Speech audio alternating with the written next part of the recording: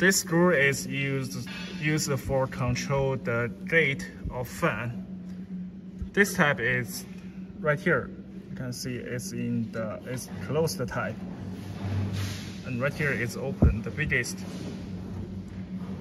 This one is used for control the fan in this position. And there will be another one right here, another screw. You don't have to close the gate of fan.